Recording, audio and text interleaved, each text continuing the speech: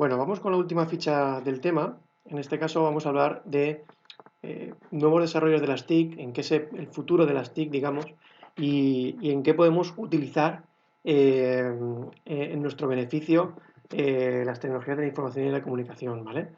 En primer lugar, bueno, es una ficha, ya os digo, muy sencilla y muy chorra, ¿vale?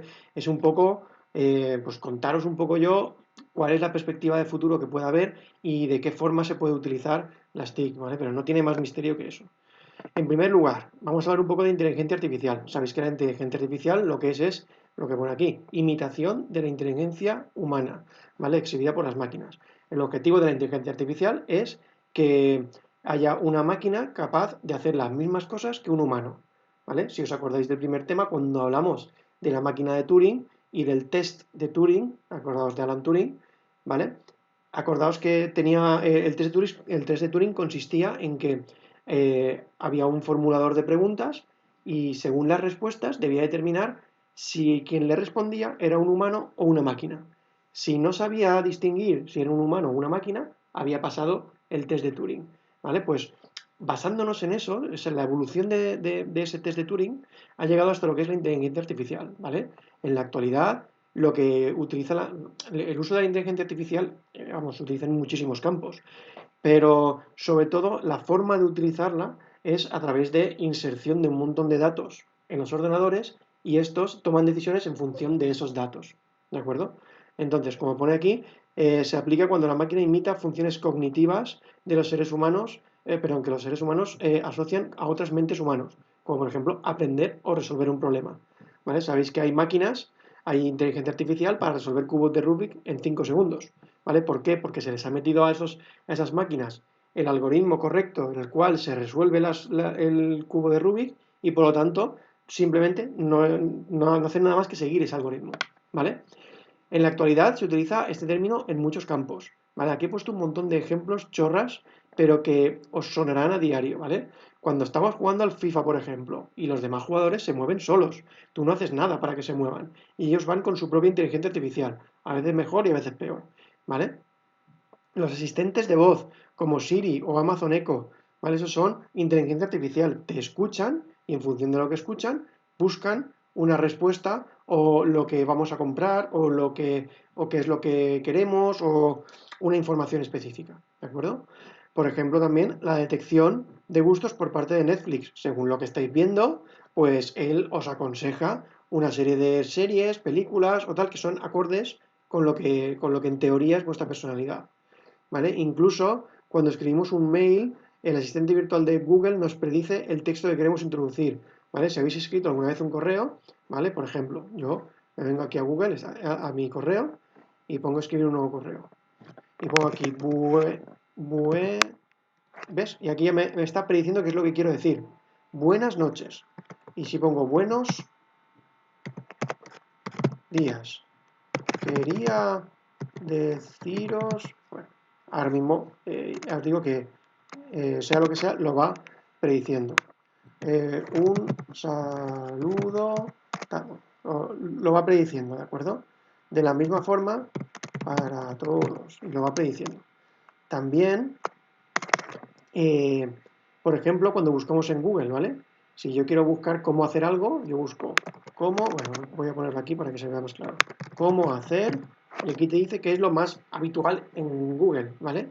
Cómo hacer pan, cómo hacer crepes, cómo hacer torrijas, ¿vale? Pues eso es lo que más se busca. Pues eso es inteligencia artificial, ¿de acuerdo? Entonces, un aspecto muy importante de la inteligencia artificial son las redes neuronales. Cuando fuimos a la facultad, hicimos un taller en la cual nos explicaban un poco esto, lo que eran las redes neuronales y cómo funcionaban, ¿vale? Simplemente a partir de una serie de entradas, como veis en el dibujito de aquí, ¿vale? Yo le meto un montón de datos y esos datos se van analizando hasta que al final sale una predicción, ¿de acuerdo?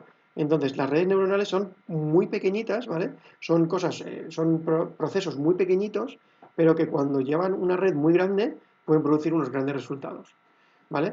Entonces aquí son el presente y el futuro de la inteligencia artificial. Son pequeñas unidades que se conectan para poder aprender por sí mismas. Todas estas salidas calculadas se retroalimentan y hacen que ellas mismas puedan aprender, lo que se dice aprender como lo entendemos los seres humanos, ¿vale? Además, quería comentaros una cosa muy interesante, ¿vale? En el futuro se habla de un evento, ¿vale? Este evento se llama la singularidad tecnológica. Este evento que es la singularidad tecnológica, se supone, hay teorías que dicen que llegará cuando la inteligencia artificial, cuando los robots, la inteligencia artificial, los programas, el software, sea capaz de automejorarse sin necesidad del ser humano, ¿vale? De forma recursiva. Recursiva es a sí mismo, ¿de acuerdo? Automejorarse recursivamente, para ir mejorando sin necesidad de interacción con el ser humano. Entonces, en ese momento, no necesitarán a los seres humanos para evolucionar exponencialmente. ¿Vale? Eso se le llama singularidad tecnológica. Evidentemente, a ver, es una teoría, pero crea controversias por qué es lo que puede pasar. Porque puede pasar que evolucionen y no hay ningún problema, como os decía en la ficha anterior, pues el ser humano domina a las máquinas y no pasa nada. Puede ser que piensen que nosotros no somos necesarios, puede ser que piensen que somos necesarios, pero que ellos tienen una mejor percepción, puede pasar muchas cosas, ¿vale? Entonces, si ese momento llegara, pues veríamos, puede ser que trabajen conjuntamente con el ser humano, sabéis que, por ejemplo, el uso de cyborgs, ¿vale? Los cyborgs son la unión entre el robot y el humano, ¿vale? Pues todo este tipo de cosas crea una gran controversia y desde luego no tenemos la respuesta y ya llegará si llega, ¿vale? Es posible que llegue antes o después, pero en los estudios de esta teoría lo sitúan en el año 2045. Eso significa que es dentro de nada, ¿vale? Dentro de 20 y pocos años. Entonces, simplemente lo quería comentar como reflexión. Otros efectos, como reflexión de futuro, otros efectos también que tenemos ya en el presente del uso de las TIC, ya más en concreto, es la litografía y la nanotecnología. ¿Vale? Litografía viene de la palabra lito, que significa escritura en piedra, y grafía, que es pues, las grafías, ¿vale? Las propias letras o símbolos, ¿de acuerdo? Entonces, ¿por qué se le llama así? Porque se utiliza para hacer en microprocesadores de forma muy pequeñita hasta ser microestructuras, ¿vale? Que rondan los nanómetros. ¿Sabéis lo que son los nanómetros? Son muy pequeñitos. Si estamos el metro, el milímetro y todo esto, pues los nanómetros son mucho más pequeños. Esto significa que gracias a la litografía podemos hacer procesadores que sean muy pequeñitos y muy potentes. Esto se utiliza, por ejemplo, en smartphones o en microprocesadores de Intel o AMD. ¿Vale? Los últimos procesadores de Apple, por ejemplo, utilizan la litografía de 10 nanómetros. Eso significa 10 nanómetros no es nada, es muy poquito. ¿Vale? Pues todo eso hace que puedan meter ahí muchos más transistores de ese tamaño y por lo tanto sean mucho más potentes. ¿De acuerdo? Otro uso, la nanotecnología, ¿vale? En la nanotecnología lo que consiste es simplemente esto, manipulación de la materia a escala nanométrica. Es decir, ya no es algo que hacemos con los dedos, con las manos, sino a escala tan pequeña que se necesita pues, de determinadas herramientas para poder hacerlo, ¿vale? ¿Qué beneficios puede tener la nanotecnología? Pues fabricación, purificación de agua, sistemas de energía, mejora física, la nanomedicina, ¿de acuerdo? Para cosas muy pequeñas, pensad que en nuestro cuerpo, pues dentro tenemos cosas muy pequeñas, ¿vale? Los de biología lo sabéis mejor que yo. Pero vamos, todo esto, la nanomedicina significa el hacer cosas a nivel muy pequeñito dentro de nuestro cuerpo, ¿vale? La mejora de la producción de alimentos, ¿vale? Evidentemente, los alimentos tienen unas características. Si podemos mejorarlos, pues podemos. ¿Y cómo podemos mejorarlos? Pues mediante, por ejemplo, la nanotecnología. En fin, un montón de aplicaciones que puede tener la nanotecnología. Sobre todo también, tanto es la litografía, la nanotecnología, como las redes neuronales que hemos hablado antes, y como la inteligencia artificial, lo que tienen es un gran futuro en cuanto al trabajo. Es decir, es un campo en auge para el estudio. Hay carreras, ya cuando fuimos a la facultad lo visteis, específicas que hablan directamente de Big Data, ¿vale? Pues y minería de datos. Entonces, es algo que está en auge y que seguramente será algo que en el futuro necesitaremos mucho. Bien, ¿qué es el Big Data? Que seguro que hemos oído por ahí Big Data, Big Data, Big Data. Y si no, pues os lo digo yo, no pasa nada. Pensad la cantidad de datos que hay actualmente en Internet. Son tal cantidad de datos que son casi inmedibles, no lo podemos medir.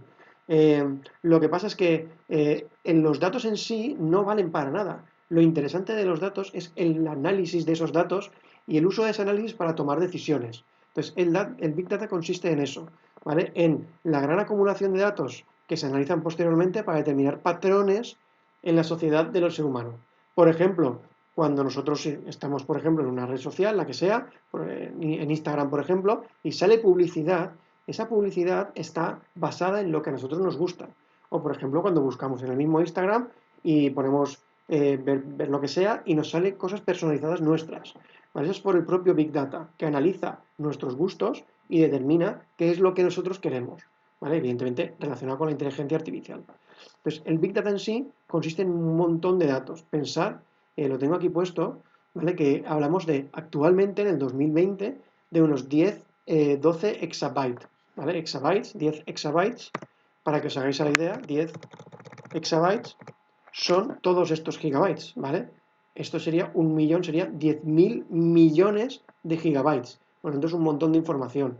Toda esa información que, como digo, no vale para nada si no la analizas. Entonces, el Big Data se utiliza mediante un análisis para tomar decisiones, ¿vale? Entonces, para vender lo que más necesitas según los datos que se obtienen. A modo de ejemplo, ¿vale? Os he puesto un ejemplo tonto aquí para que lo veáis.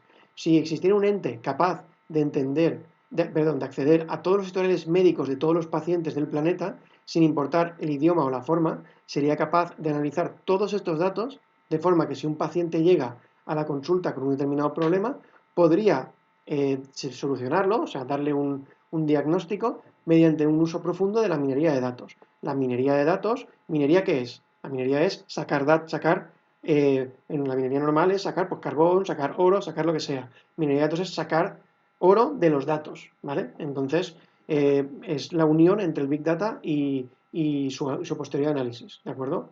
Entonces, todo esto es, como digo, es a modo informativo y un poco como curiosidad. Me parece algo interesante y no está mal que lo sepáis.